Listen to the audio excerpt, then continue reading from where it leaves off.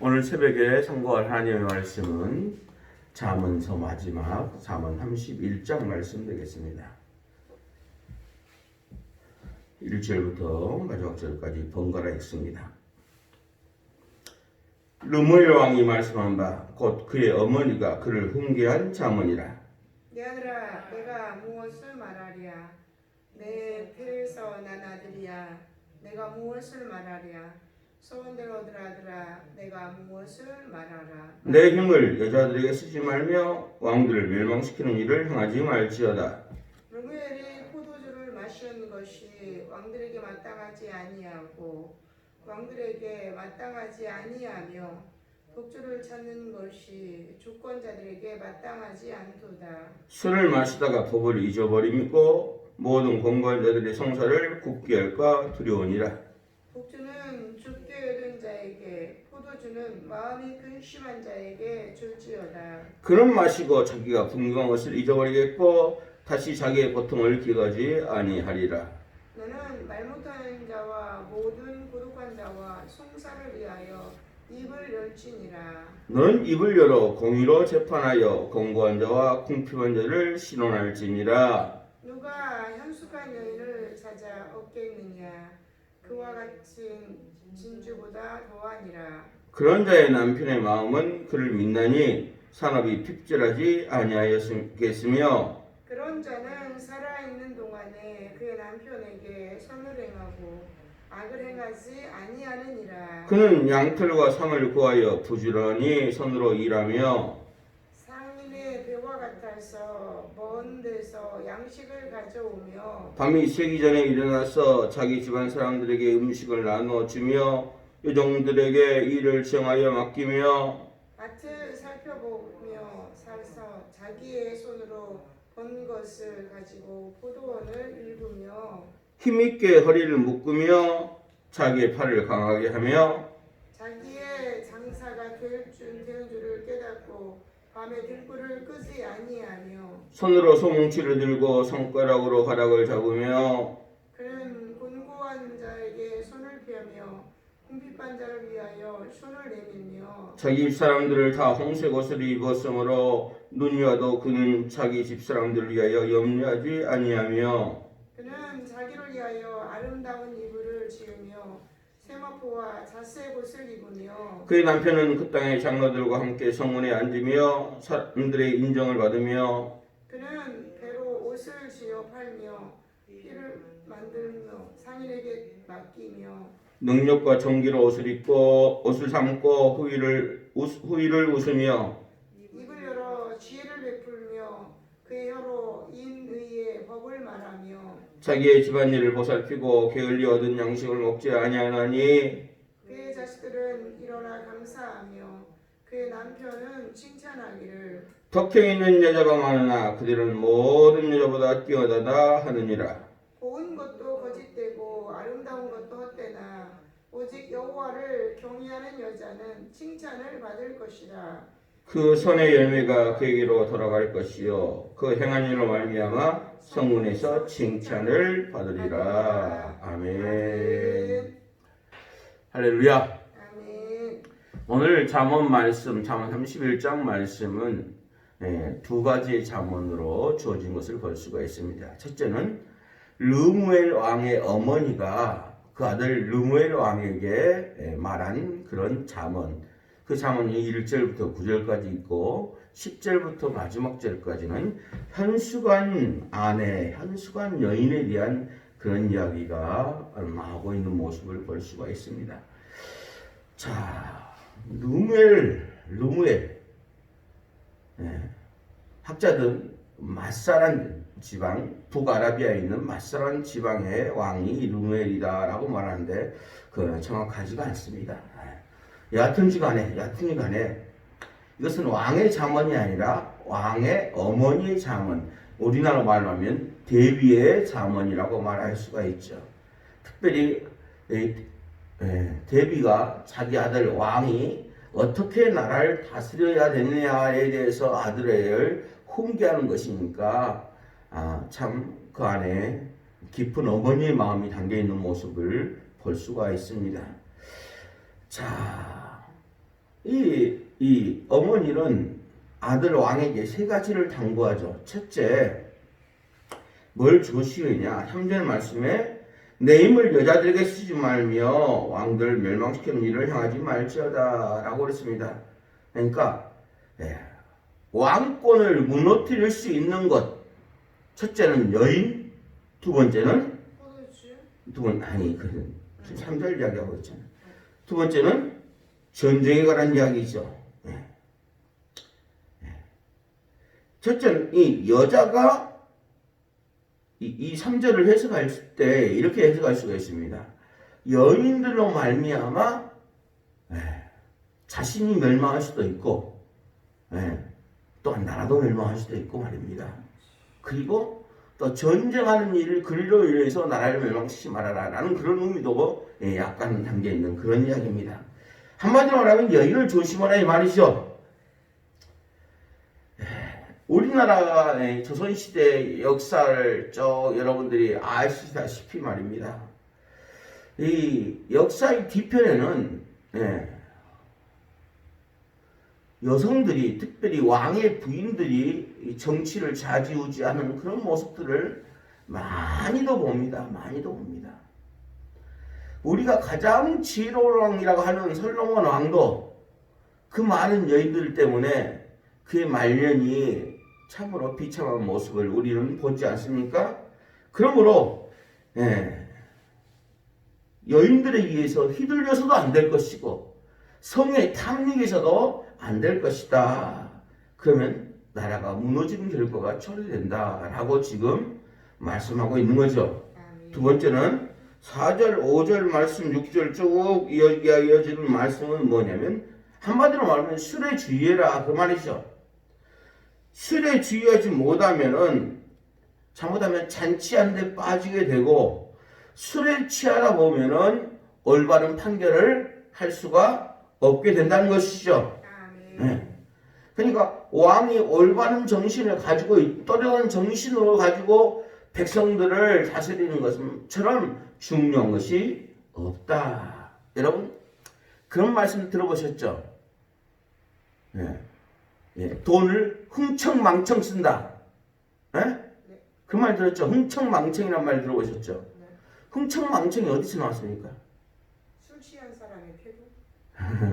지금은 그 술 취한 사람의 태도나 돈을 함부로 쓰는 사람들 뭐 이런 사람들에 대해서 흥청망청이라 썼는데 원래 흥청망청이란 말이 무슨 말이냐면요. 연산군이 나라를 잘못 다스리기 시작하면서부터 전국에 여자들을 모았습니다. 그래서 여자들을 모은 것이 바로 흥청망청입니다. 그걸로 말미암아 날마다 잔치하고 연락이 빠져서 왕이 나라를 제대로 다스리지 못하니까 반역이 일어난 것이죠. 그래서 우리가 이제 그것이 이제 속담화되어서 수고가 되어서 흥청망청이라는 말이 되고 말았다는 사실이죠. 그러므로 왕이 올바른 정신을 가지고 지도자가 올바른 정신을 가지고 나라를 다스리고 가정을 다스리고 또한 어떤 교회나 단체를 다스리는 것은 진짜로 중요한 일이다라는 것을 르무엘 왕의 어머니는 교훈하고 있죠. 그리고 이제 계속되는 7절부터 9절까지의 말씀은 뭐냐면 공의로운 재판을 해라 하는 것이죠.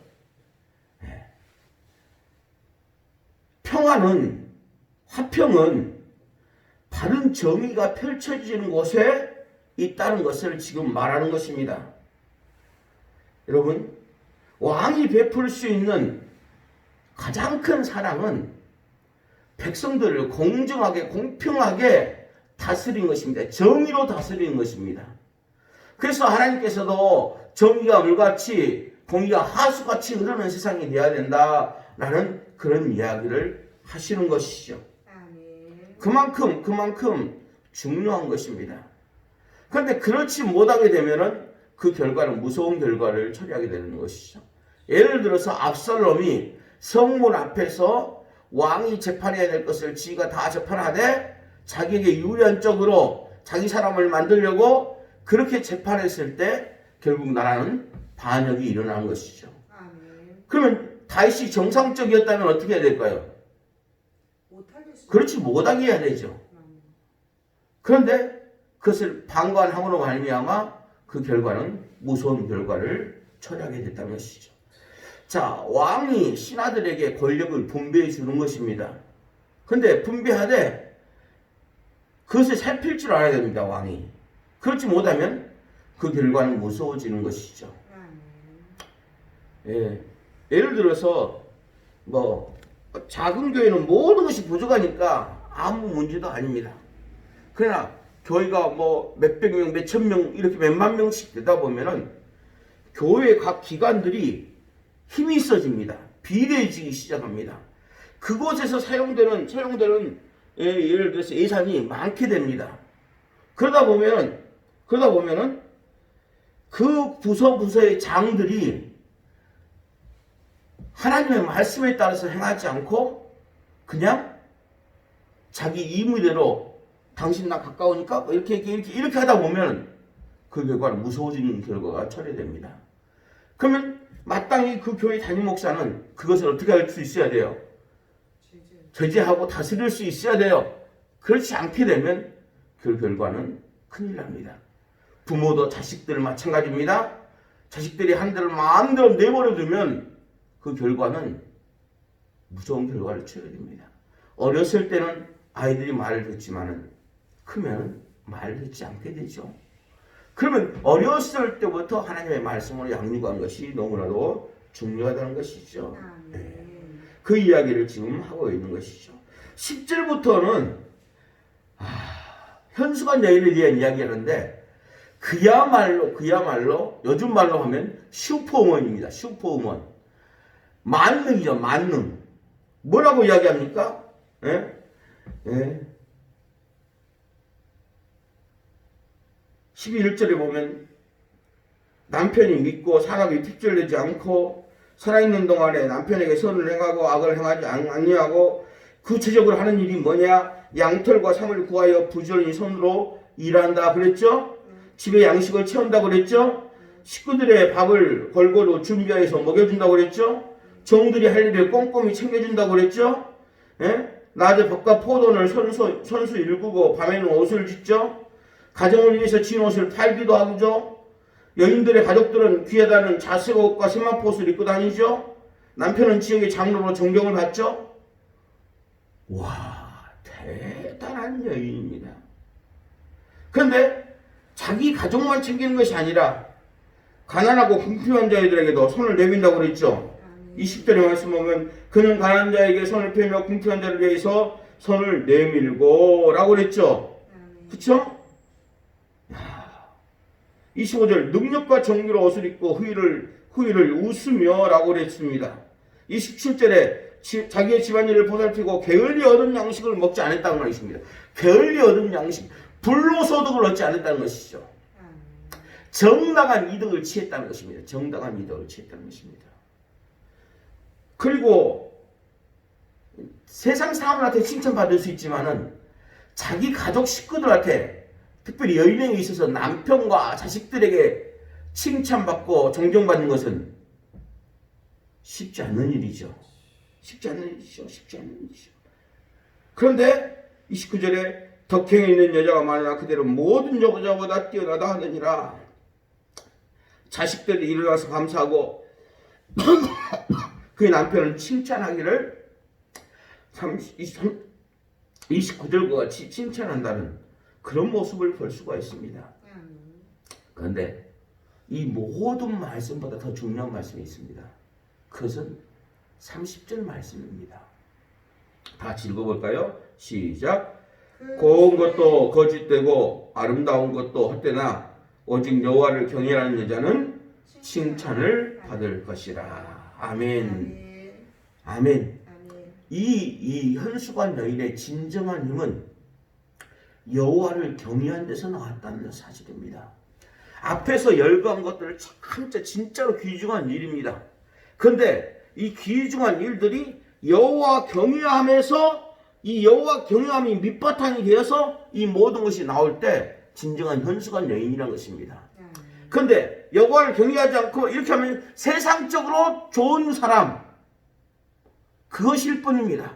그러나 여호와 경외하기가 바탕이 되니까 남편이 성읍에서 장로로 존경받을 수 있게끔 남편을 높여주는 것이고, 그리고 집안일을 돌아보고 모든 일을 행할 수 있고 가난한 사람들 도와주고 할 수 있는 것이 하나님의 말씀에 근거했다는 것입니다.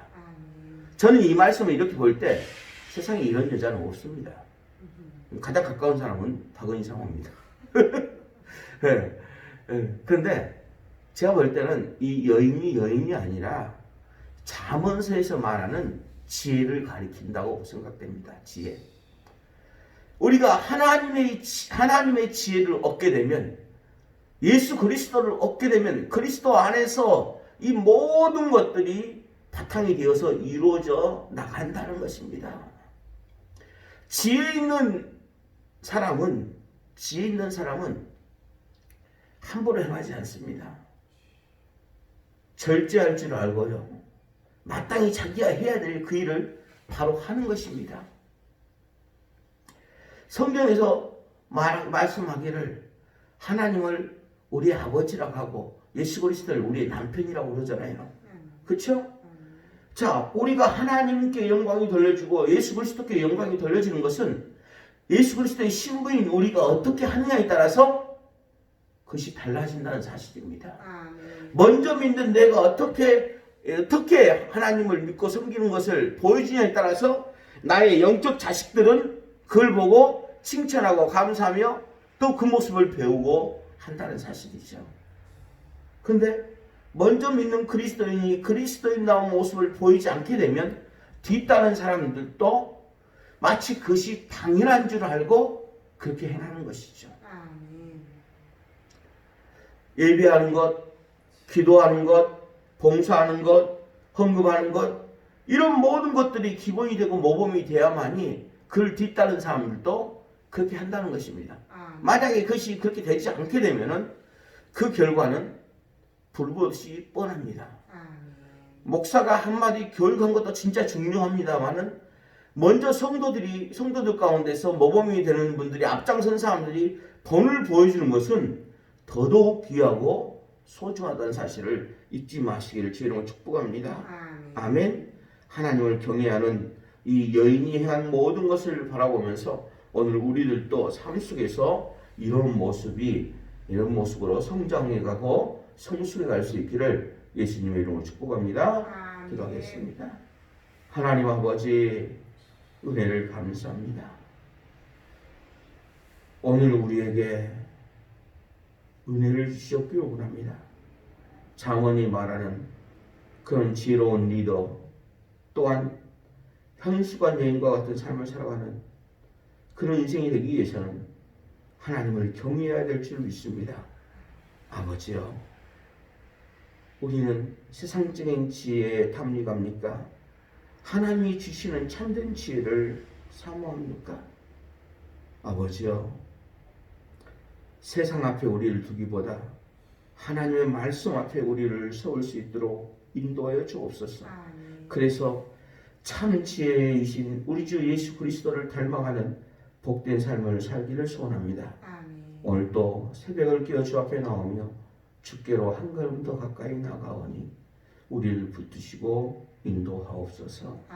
예수님의 이름으로 기도합니다. 아멘. 하늘에 계신 우리 아버지여, 이름이 거룩히 여기심을 받으시오며 나라 임하옵시며 뜻이 하늘에서 이룬 것 같이 땅에서 이루어지이다. 오늘 우리에게 일용할 양식을 주시옵고 우리가 우리에게 죄진 자를 사하신 것 같이 우리 죄를 사해 주시옵고 우리를 시험에 들게 하지 마시옵고 다만 하게 썩고옵소서. 대개의 나라와 권세와 영광이 아버지께 영원히 있사옵나이다. 아멘. 기도하시겠습니다.